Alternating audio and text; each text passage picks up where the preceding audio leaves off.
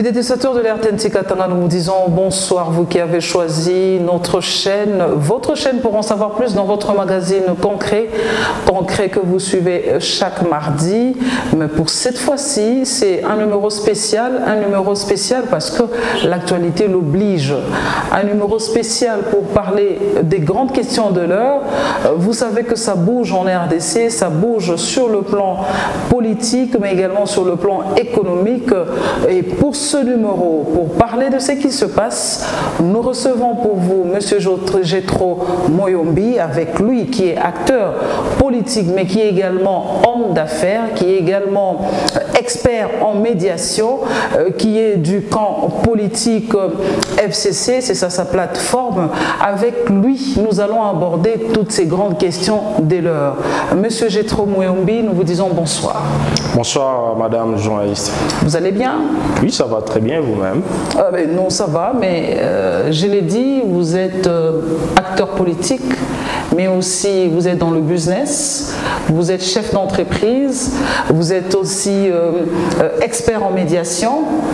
Si on vous pose la question tout de suite, comment se porte la RDC sur le plan politique et sur le plan économique? Est-ce que ça marche? Ça, ce n'est plus à cacher, madame. Je crois que tout le monde est au courant qu'il y a une malaise au niveau des autorités de notre pays.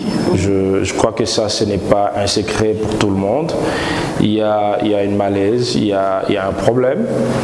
Bon, on peut même dire que nous sommes en train d'aller tout droit vers une crise peut-être très compliquée si on ne recadre pas les tirs. Si on ne recadre pas les tirs.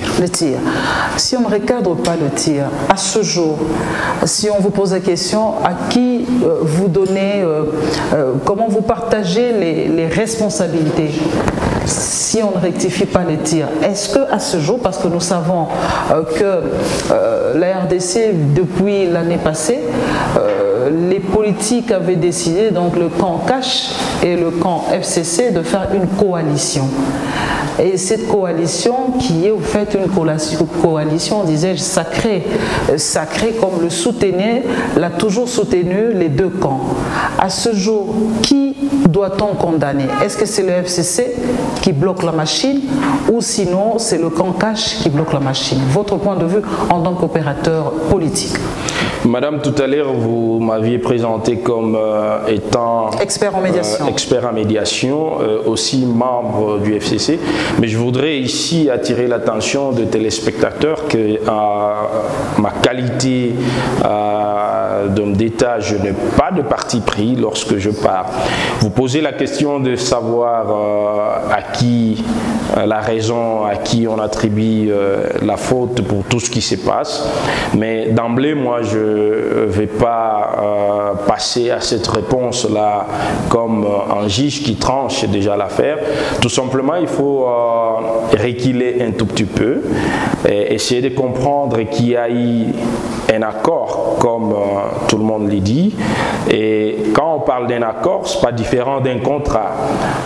Je voudrais tout simplement, pour me faire comprendre à un plus bas niveau, prendre l'exemple du mariage, c'est-à-dire deux personnes se sont mis d'accord d'aller ensemble et d'évoluer ensemble pour la vie.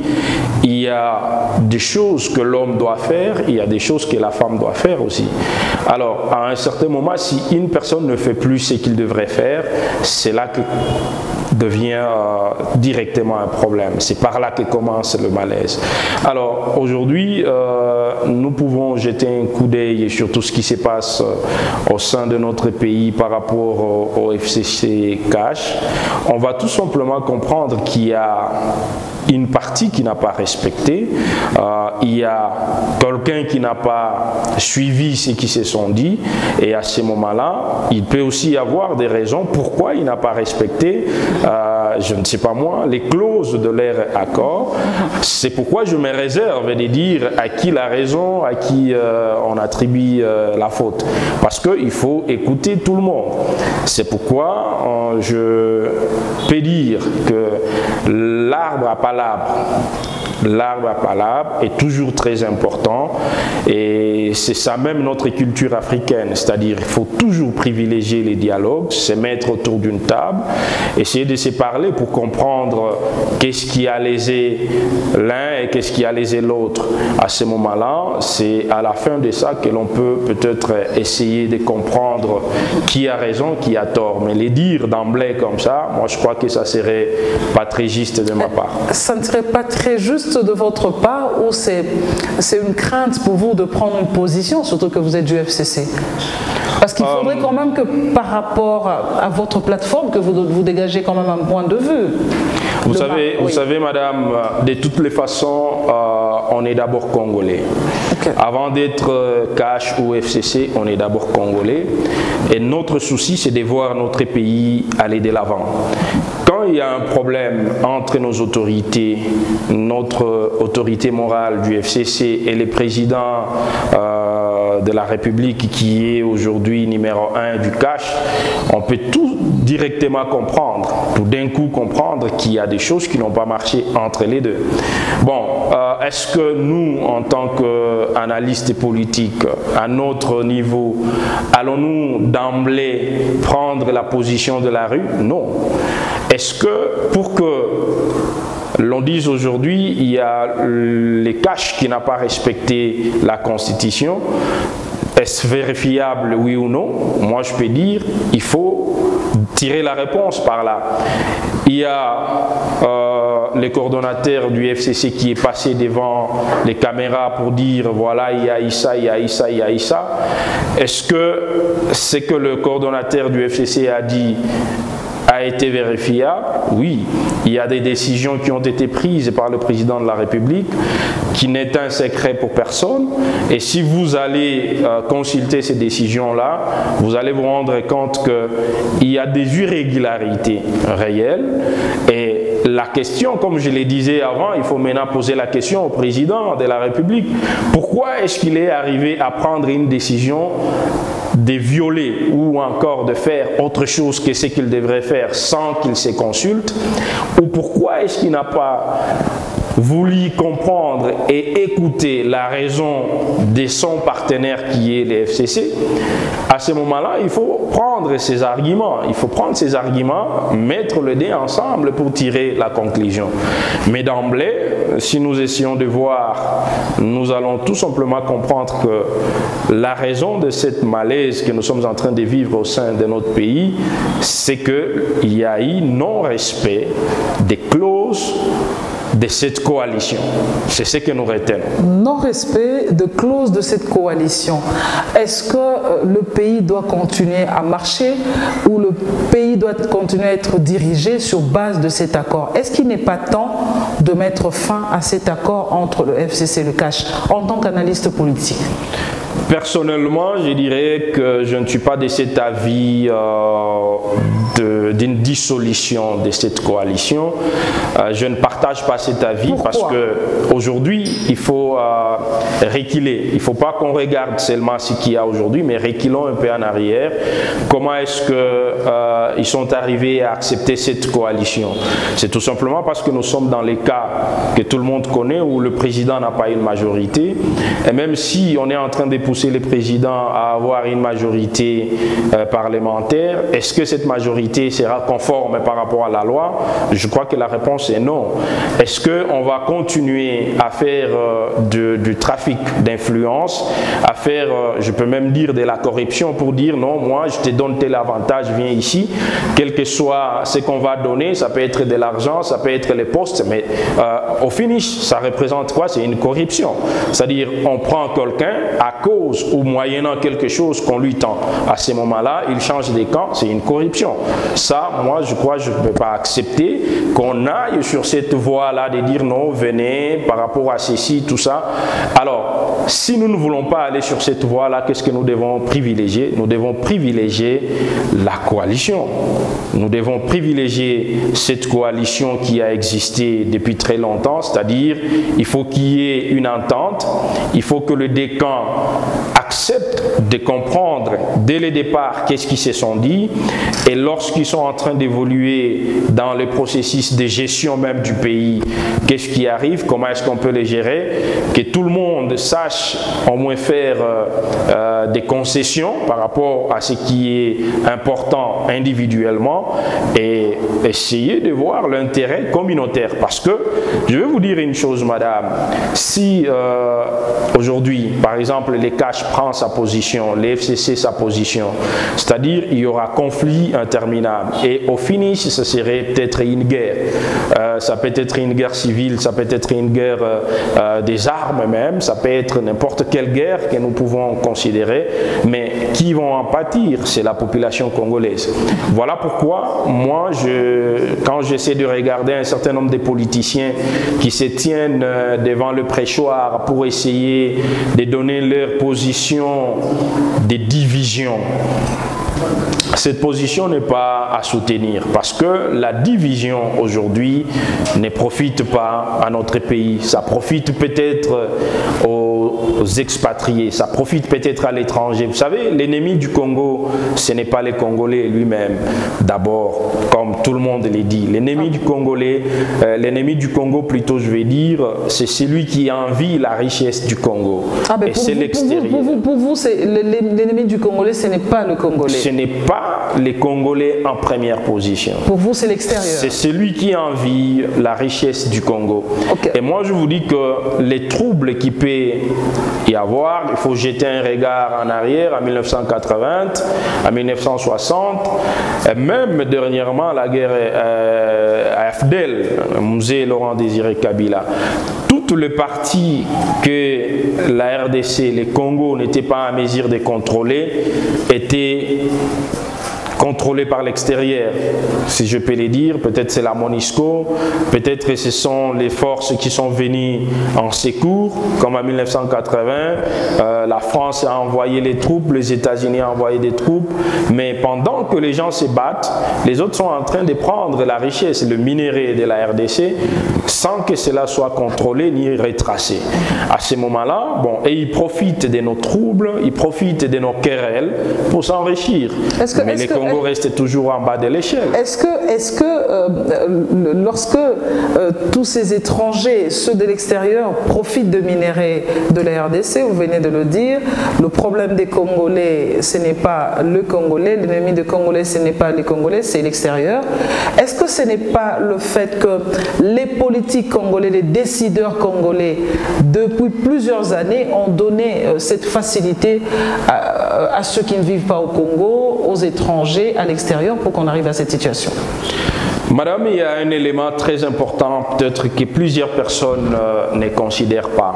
C'est l'organisation des élections en 2018. L'organisation des élections en 2018, le président sortant, Joseph Kabila, a dit « Nous n'avons pas besoin de l'aide extérieure, nous allons nous-mêmes générer des recettes pour organiser les élections. » Les gens peut-être n'ont pas encore compris ce que ça signifiait. C'est tout simplement que lorsque on vous donne de l'argent, on supervise vos élections, on vous donne la logistique, et c'est la personne qui détient votre pain, qui détient votre dignité, dit-on. À ce moment-là, si nous voyons que l'extérieur a une mainmise sur notre pays, c'est-à-dire il y a quelque chose qui a favorisé. Qu'est-ce que je vais dire? Je vais tout simplement vous donner une illustration. Au finish de ces conflits que nous sommes en train de voir, que les autres sont en train d'entretenir, oublions que lorsque les camps FCC et CACH vont commencer à se battre, chacun va avoir besoin d'un soutien extérieur. Qui, ça sera la Chine, l'autre, ça sera la France, les autres, c'est peut-être les États-Unis et d'autres États, je ne sais pas. Mais ceux qui vont venir, ils vont chercher, ils vont dire, nous vous aidons, mais ils ne vont pas se limiter à aider celui qui les a appelés, ils vont chercher leur part. Ils vont dire, bon, nous donnons les armes, nous donnons les munitions, nous donnons la logistique, logistique, ceci et cela, quelle est notre contrepartie? Et c'est lorsqu'ils cherchent leur contrepartie qu'ils vont diriger les pays. Soit ils vont dire, bon, c'est nous, si c'est nous qui allons gagner la guerre, c'est nous qui allons mettre quelqu'un à la présidence, par exemple. Et celui qui sera mis par l'extérieur, vous pensez qu'il va travailler pour le Congo? Non, il va travailler pour l'extérieur, il va travailler pour ceux qui l'ont mis là-bas.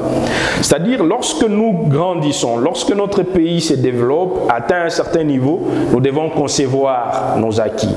Donc, ce que nous avons déjà, par exemple, nous organisons nous-mêmes les élections avec nos moyens, il n'y a pas l'extérieur qui vient nous imposer, et à ce moment-là, nous parlons directement de notre autosuffisance. Nous commençons, même si nous n'y arrivons pas, nous allons parler même de l'intégrité de gestion, du système de gestion politique de notre pays. Est-ce que justement, puisque vous parlez de l'autonomie, de l'autosuffisance, mais vous parlez de l'autonomie de notre pays, est-ce que justement le problème aujourd'hui que l'on vit, ce n'est pas le fait que la RDC a organisé seules les élections en 2018? Est-ce que ça n'a pas plu, entre guillemets, aux bailleurs de fonds ou encore à la fameuse communauté internationale? C'est ça le malheur aujourd'hui de la crise que nous vivons en RDC. Madame, ce que vous venez d'évoquer n'est pas faux. C'est un élément qu'il faut prendre en compte. C'est même là que j'étais en train d'aller. C'est-à-dire, aujourd'hui, tous ceux qui sont en train de faire du bruit tout autour de nos autorités, c'est-à-dire, je dis, l'autorité morale du cash, par exemple, ils disent non, nous ne voulons pas qu'ils se rencontrent avec le président honoraire. Nous ne voulons pas, nous allons. Est-ce qu'ils connaissent leurs forces? Est-ce qu'ils savent qui est derrière tout ça, qui les pousse à faire ça? S'ils le savent réellement, mais est-ce qu'ils se posent la question de savoir quel est l'intérêt qu'il a à pousser les gens dans des conflits? C'était ça la plus grande question que tout le monde, que tout Congolais devrait se poser. Est-ce que si aujourd'hui on peut voir certains ambassadeurs être à côté, dire ou dicter faites ça, faites ceci, faites cela, est-ce que les Congolais, je vais dire, les Congolais se posent la question, quel est l'intérêt qui anime ces gens-là à vouloir accompagner? Est-ce qu'ils n'ont pas du travail dans leur pays? Est-ce qu'ils pensent qu'ils doivent trouver du travail chez nous ou ils sont en train de chercher autre chose? La réponse est très simple, c'est ce que j'étais en train de dire. Nous devons essayer de travailler de manière à ce que nous-mêmes, Congolais, soyons d'abord capables de résoudre nos problèmes. On ne résout jamais des problèmes en cherchant à se donner toujours raison. Il faut accepter de faire une concession, de céder une parcelle de raison qu'on pouvait avoir, même si on s'est dit que ça c'est réellement ma raison. Il faut arriver à céder ça pour l'intérêt de la nation. Il faut essayer à céder ça pour l'intérêt communautaire. À ce moment-là, vous faites quelque chose qui profite pour tout le monde. Parce que c'est dire non, moi j'ai la force aujourd'hui, je compte sur ma force, peut-être laquelle force vient de l'extérieur comme nous venons de le dire, et vous ne savez pas l'intérêt de celui qui vous pousse. Donc, nous ne devons pas peut-être aller très loin, mais nous devons recadrer qu'est-ce que nous voulons dire, qu'est-ce que je vais dire par rapport à votre question, madame, qui était de savoir si la coalition est encore importante. Moi, je dirais la coalition est importante. Si nous devons encore travailler de manière à concevoir, à conserver plutôt cette unité, à ce moment-là, nous travaillerons pour l'unité, pour l'intérêt de la nation. Mais si nous travaillons pour la division, je vais tout simplement vous dire que cette division va nous amener à un chaos, à une carence. Et cette carence va amener notre pays à une perte de vitesse. Vous voyez, l'aiguille de pendule, des fois, qui bascule de gauche à droite, c'est l'instabilité. Donc, là où nous voulons aller, comme je le disais, si on ne recadre pas les tirs, c'est à cette instabilité-là, où nous ne savons pas sur quel point nous avons mis nos pieds, sur quelle stabilité nous voulons placer notre pays. Parce que lorsqu'on va commencer à se battre, sûrement, nous ne savons pas le lendemain. Et d'ailleurs, il faut se rappeler que la guerre ne se termine jamais. On peut commencer la guerre, on sait comment on commence la guerre, mais on ne sait pas comment on termine la guerre. Donc, on sait comment on commence la guerre, mais on ne sait pas comment on la termine. Ce n'est pas moi qui le dis, c'est M. Jethro Muyombi. Mais M. Jethro, il y a une actualité aujourd'hui, les consultations nationales. Les consultations nationales qui ont été initiées par le président Félix-Antoine Tshisekedi Tshilombo en vue d'avoir une union sacrée. Mais on a eu comme l'impression que plusieurs personnalités, sinon plusieurs membres du FCC n'ont pas voulu prendre part à, ces consultations nationales. Votre point de vue, il y en a même qui ont eu des problèmes avec l'autorité morale du FCC parce qu'ils ont osé prendre part à ces consultations nationales. Votre point de vue, est-ce que vous pensez que les consultations nationales vont aboutir à quelque chose de bon? Est-ce qu'on aura effectivement une union sacrée, digne d'être appelée union sacrée? Est-ce que ça peut basculer à n'importe quel moment que bon, en fait, le Cancache se retrouve aujourd'hui avec une majorité parlementaire? Madame, dans tous les pays du monde, nulle part vous trouverez la partie au conflit organiser une négociation. C'est déjà prohibé à ce niveau-là. C'est-à-dire, si moi, Jethro Muyombi, j'ai des conflits avec Madame Marianne Moulante et que nous n'arrivons pas à nous entendre à plusieurs reprises, il faut qu'il y ait une troisième personne pour nous aider à nous entendre. Et ça, c'est même biblique. Même la Bible dit qu'à un moment, si des personnes n'arrivent pas à s'entendre, ils doivent appeler les anciens pour les aider. Alors, c'est là qu'il y a le problème. Est-ce que les chefs de l'État pensent que ces consultations initiées par lui une très bonne chose? Parce que je venais de le dire tantôt que l'arbre à palabre est toujours très important, c'est ça même notre culture africaine.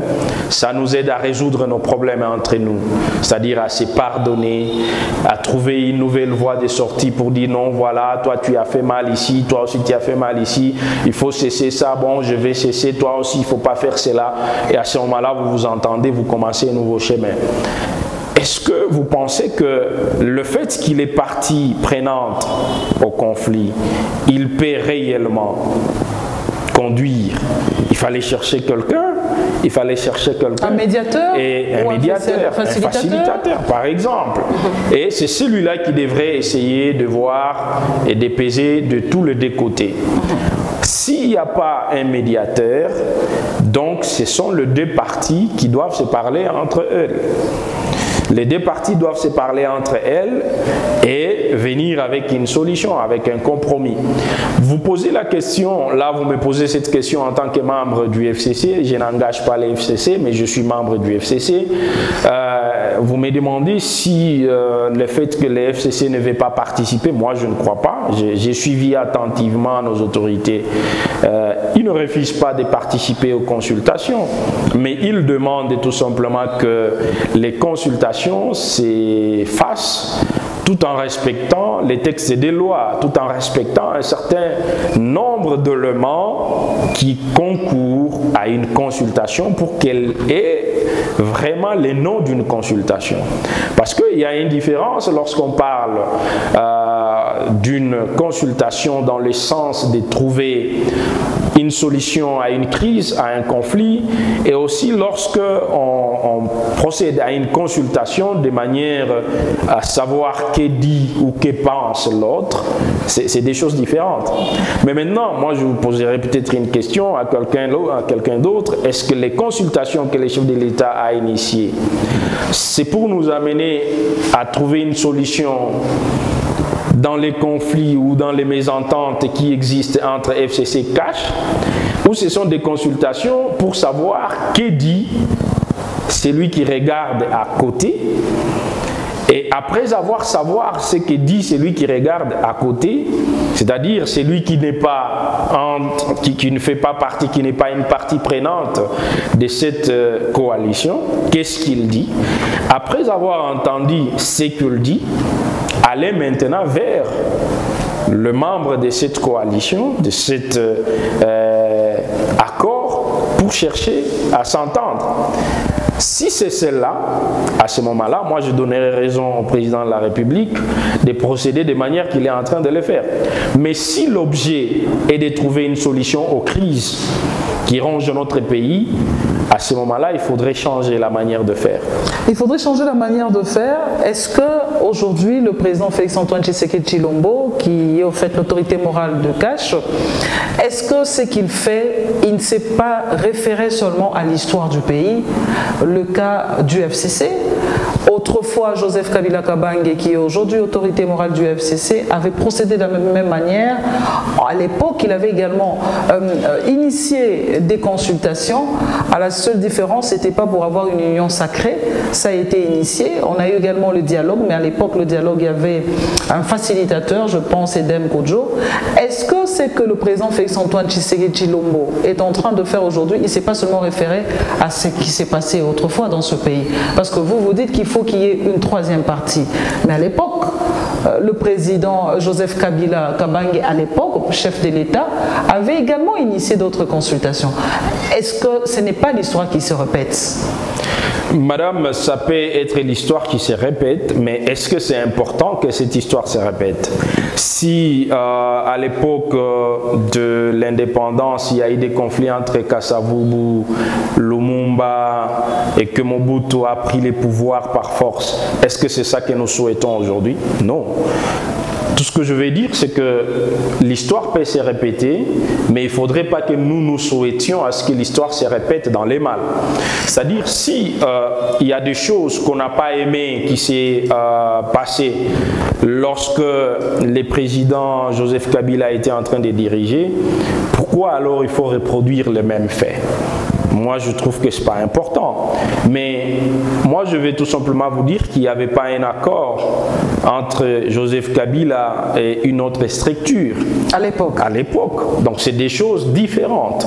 C'est-à-dire, là, je pourrais même... Oui, c'est dans des contextes différents. Là, on peut dire que la comparaison n'est pas raison.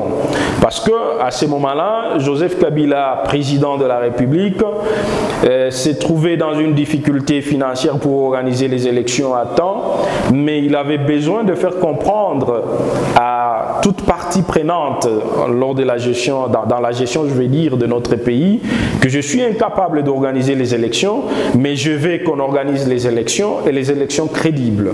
Et les élections avec nos moyens, nos ressources propres. Que ce soit des élections que nous organisons nous-mêmes pour que nous ne soyons pas dictés par l'extérieur. Et il a commencé les consultations pour faire comprendre la difficulté qu'il avait et aussi pour avoir l'attention de toutes les forces vives sur la prolongation, par exemple, ou oui, comme on a appelé ça, le glissement de ces 2 ans. Ça, c'était tout à fait une autre chose.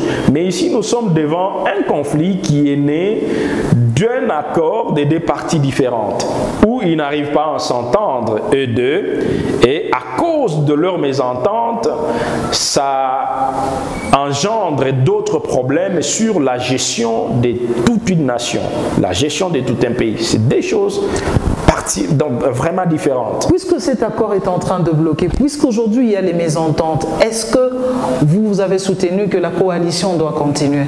Mais vous relevez quand même qu'il y a mésentente entre les 2 parties.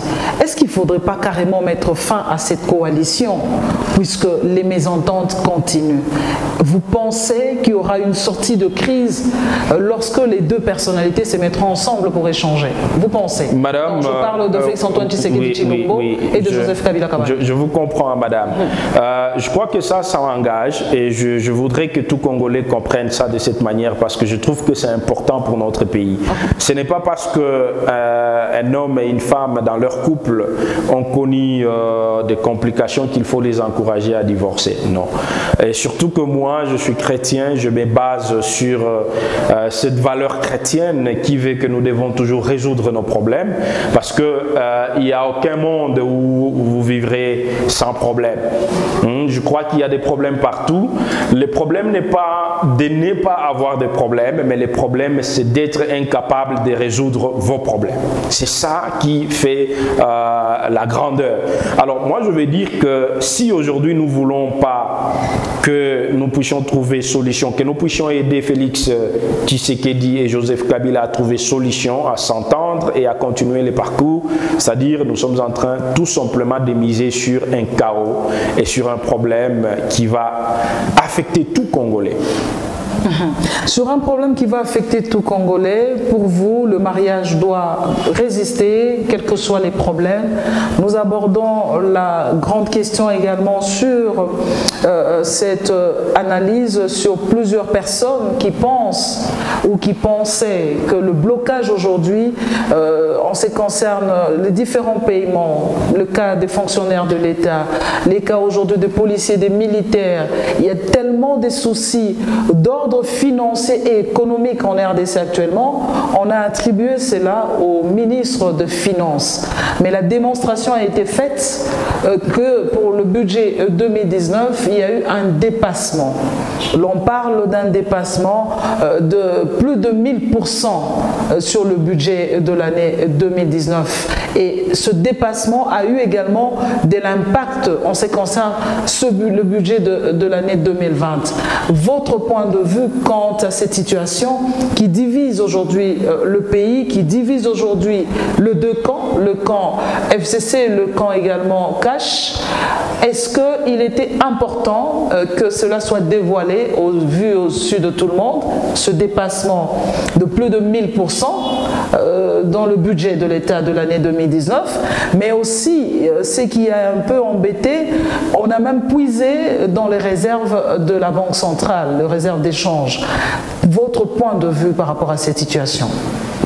Vous savez, Madame journaliste, je crois qu'il faut d'abord dire que tout ça, parce que vous parlez du dévoilement de cette affaire au public, bon, moi je crois que pour la bonne gestion, le peuple doit connaître tout ce qui se passe.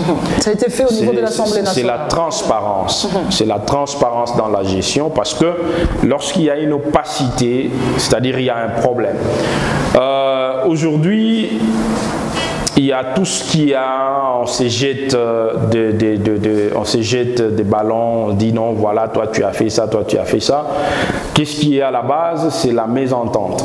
C'est d'abord la mésentente, c'est pourquoi il faut tout faire pour résoudre les nez du problème. C'est-à-dire, il faut arriver à s'entendre pour aller de l'avant. Mais maintenant, quelqu'un dit, le ministre des Finances bloque. La machine, je crois que c'est peut-être une manque de maîtrise de comment se gèrent les finances de tout un pays, les fonds, l'argent en espèces. Le ministre des Finances, il est en train de gérer l'argent, les cash, on peut réduire pour dire qu'il n'est qu'un caissier ou un trésorier. Mais qui a la politique de gestion des fonds? C'est par exemple le ministre de budget. Parce que tout l'argent qui se trouve chez le ministre des Finances, on suppose que cet argent a été déjà canalisé, a été déjà dirigé vers une activité. C'est-à-dire, le ministre du budget, lors de l'établissement du budget, il sait que cette année, la République aura ou doit avoir 100 000 $. C'est un exemple que je prends. Et directement, on dit c'est 100 000, 10 000 sera affecté à ceci, 20 000 à cela, 50 000 à ceci. Mais maintenant, lorsque l'argent est disponible dans les comptes, le ministre des Finances ne doit suivre que ce canevas qui est venu du ministère du budget, c'est-à-dire après adoption à l'Assemblée nationale. En quelle qualité que le ministre des Finances peut refuser au président de la République ou au directeur des cabinets ou au ministre, je ne sais pas moi, des infrastructures, de sortir les 2000 qui étaient affectés à l'aménagement d'un tronçon, je ne sais pas moi, de Lubumbashi à Kolwezi, et que le ministre des Finances refuse de sortir cet argent sur quel prétexte et par rapport à quelle loi. Donc ce sont des choses purement impossibles à comprendre parce qu'il n'aura pas la force d'arrêter ou de refuser de sortir l'argent. Alors comment est-ce que le ministre ministre des Finances bloquerait la machine parce que lui, il n'a réussi. D'ailleurs, quand on parle des dépassements, c'est-à-dire à un certain moment, le ministre des Finances peut aller dire non, on a seulement de l'argent pour ça et ça, mais parce que ça doit commencer un peu plus tard et dans tel compte, il n'y a pas de l'argent, est-ce qu'on peut utiliser cet argent et on va compenser lorsqu'on aura l'argent dans tel compte? C'est ce que le ministre des Finances peut faire pour faciliter à ce qu'une action urgente puisse être résolue. C'est dans ces cadres-là que peut-être la présidence entre même dans les dépassements, c'est-à-dire utilise de l'argent qui devrait être affecté à autre chose, mais à autre chose, avec l'espoir de combler avec le revenu qui viendrait plus tard. Et quand ce revenu-là n'est pas revenu, on n'a pas eu ce revenu, il y a un problème parce qu'il y a un compte peut-être qui devrait être exécuté au mois de décembre, mais qui avait été approvisionné à temps et on a utilisé ces fonds-là au mois de novembre et arrivé au mois de décembre, on ne sait plus résoudre ces problèmes parce que cet argent a été affecté à autre chose, juste des souplesses de gestion. Donc c'est purement bas que quelqu'un se dise le ministre des Finances a bloqué et le ministre des Finances qui est géré par un premier ministre, le premier ministre par toute une institution qui est le Parlement et aussi les présidents de l'autre côté. Donc vous comprenez que ce sont des allégations que moi je peux appeler des allégations fortuites que les gens sont en train de soulever tout simplement pour chercher à activer le feu inutilement. Et ces gens-là qui sont en train de faire ça, ils ne comprennent pas où ils veulent amener le pays. Donc une personne avisée ne doit donner que des allégations ou ne doit commencer qu'un élément qui est très bien vérifié et qui est vérifiable pour faire en sorte que lorsqu'il sort ces arguments, que ces arguments puissent aboutir, que de faire quelque chose pour chercher à activer les feux, pour chercher peut-être à nuire ou à salir quelqu'un d'autre ou à salir tout un regroupement ou essayer de chercher des raisons qui ne tiennent pas debout. Chercher des raisons qui ne tiennent pas debout, vous avez démontré que le ministre de Finances ne bloquait pas la machine, mais par contre la question reste toujours pendante, c'est autour de ce dépassement de plus de 1000% de budget. Depuis que la RDC est RDC, c'est la première fois qu'on vive un dépassement de 1000% sur le budget. Comment pouvez-vous donner votre point de vue par rapport à ce dépassement de plus de 1000%? Mais on doit quand même rappeler aux téléspectateurs, sous Joseph Kabila, en 2017 par exemple, il y a eu un dépassement de budget de 351%. On a déjà vécu des cas de dépassement de budget dans ce pays, mais c'est pour la première fois que l'on parle d'un dépassement de plus de 1000%. Est-ce qu'il y a eu une exagération ou il y a une exagération en ce qui concerne en fait l'exécution du budget initial, ou sinon c'est au fait la présidence ou ceux qui gèrent aujourd'hui, qui sont au niveau de la présidence, on parle du dépassement au niveau de la présidence, qui a trop de charges, qui a aujourd'hui trop de laisser aller. Votre point de vue, un dépassement budgétaire de plus de 1000%. Je crois, madame, le grand problème, c'est ça même qui est à la base de tout. C'est le respect des textes. Parce que même la gestion financière, il faut respecter les textes. Dans ces cas-là, les textes seraient le budget qui existe, qui a été voté. Lorsque on gère et on ne se réfère pas à ce qui est documenté, facilement on peut s'éloigner, on peut aller à côté. Alors moi je crois que c'est très grave, c'est très grave.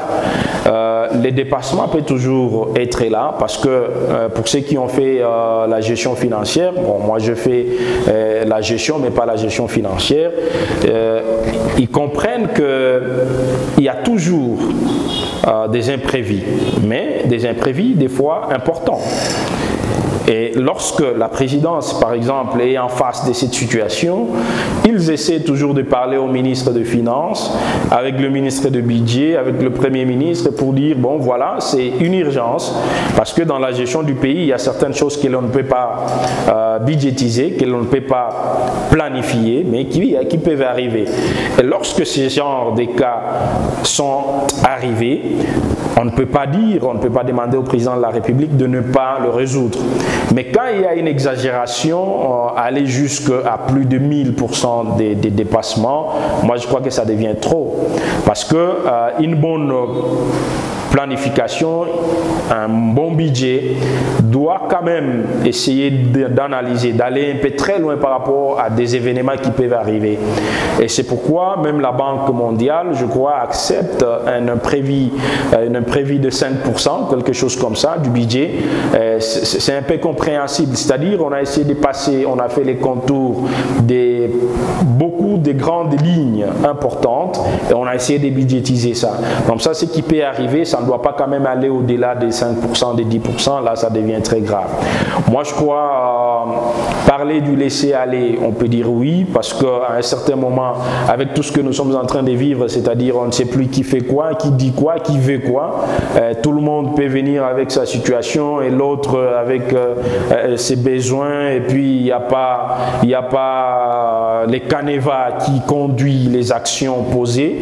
À ce moment-là, on peut vivre ce que nous sommes en train de vivre aujourd'hui. C'est pourquoi le respect des textes, le respect des institutions est très important, parce que c'est avec les textes, c'est avec les institutions qu'on peut essayer de canaliser ou de mettre des barrières à des situations comme ça pour que ça n'arrive pas. Mais quand on se place au-dessus des textes, on se place au-dessus des institutions, on peut tout faire et au finish, c'est le pays qui va souffrir parce que c'est l'économie du pays qui va en pâtir. Il y a certaines personnes qui ne vont pas avoir leur salaire, il y a autant de choses qui ne seront pas réalisées tout simplement parce qu'il y a une mauvaise gestion. Nous sommes en train de finir déjà, le réalisateur me fait signe, nous sommes en train de finir cette émission d'aujourd'hui, mais le FCC, on vous accuse, vous êtes membre du FCC, que dans ce dépassement budgétaire, c'est parce que avant que Félix-Antoine Tshisekedi ne prenne le pouvoir, le FCC qui était au pouvoir a eu le temps de se servir comme il faut sur le plan financier. Qu'est-ce que vous dites, vrai ou faux? C'est bien d'accuser, mais il faut démontrer. Vous savez, madame, nous sommes dans un pays qui a un droit écrit. Et en droit, nous disons, c'est à celui qui allègue les faits qui doit en détenir le preuve. Est-ce que si aujourd'hui on peut dire ça, pourquoi on n'a pas dit ça hier? Et je crois le ministre des Finances l'a démontré, dans quelle rubrique il y a le dépassement. Je crois, vous avez vous-même suivi, il y a eu autant de voyages, il y a eu autant des choses comme ça, mais est-ce que c'est à cette époque-là qu'il y a eu cela? Il y a eu même des activités avant que le budget soit voté à l'Assemblée, par exemple les activités des 100 jours. Bon, tout ça, ça peut générer un dépassement.